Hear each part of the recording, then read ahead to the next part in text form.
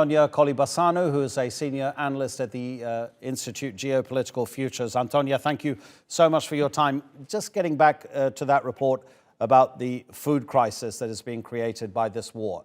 The war is happening. Of course, the world is still in the coronavirus pandemic, whatever level a country may be at.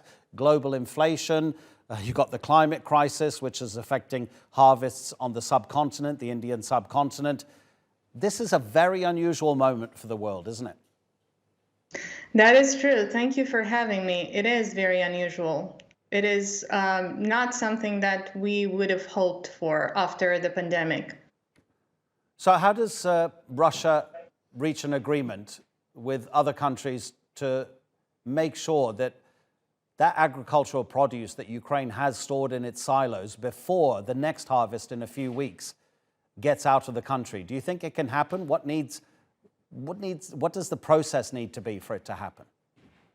Well, first of all, I'm not sure that Russia is serious about negotiations. So the very first thing is for Russia to be serious about negotiating and establishing some way or another a way out for the food that needs to be shipped from Ukraine.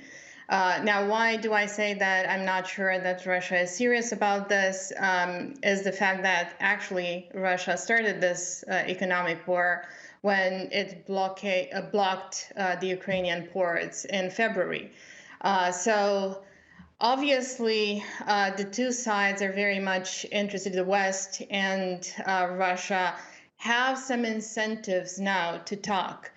This is a topic that very much affects the world and poses a risk to Europe in particular. Because we have this, we might have another refugee crisis coming up and more instability, plus not to mention the high inflation rates that you've already alluded to in the opening question. So bottom line, the West does want to talk about this, does want to find solutions. We are looking at Turkey even. There are reports out there saying that Turkey is discussing a way to have a corridor through the Black Sea that allows the merchandise go to Africa and other parts of the world.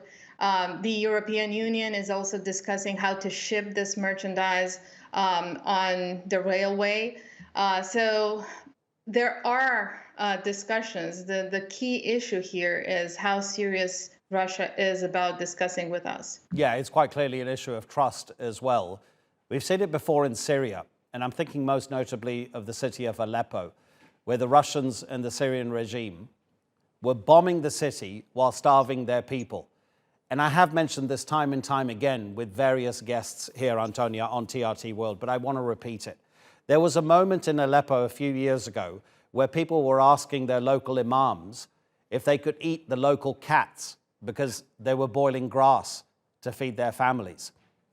In a way, do you think Russia is repeating the tactic and using food here as a weapon of war, that it actually is enjoying the situation it's in, where it can control so much of the world's food supply? Well, we do hear reports about how difficult it is for Ukrainians, for civilians in Ukraine to get access to food. However, I hope that this is not going to be to get worse. So to your point, I don't know if Russia is thinking about enjoying this moment, but I certainly think that Russia understands very well the situation that we are in. And this is part of its overall economic strategy of pushing us to the limit when it comes to, getting us to the negotiation table. So in other words, the trust issue comes from the fact that both Russia and the West does not want to get to the negotiation table as a weak partner. So obviously there is that. Now, we are not yet at that moment when Russia is so powerful to do something similar to the world as you described in Syria. And bottom line, we are thinking about getting solutions going.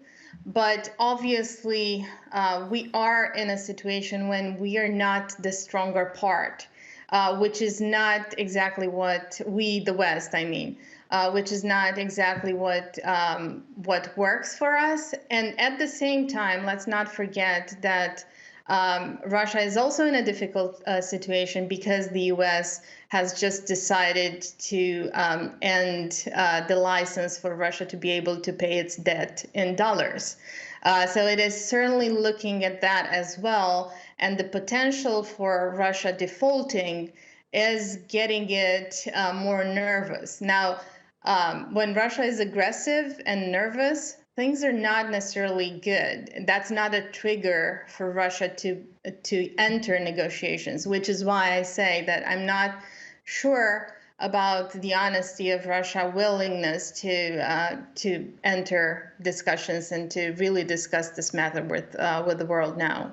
Yeah, that point about a potential Russian default on debt is definitely something that we need to keep looking out for. Antonia, thank you so much indeed for your time. Really appreciate it. Antonia Colibasanu in Bucharest. Thank you very much.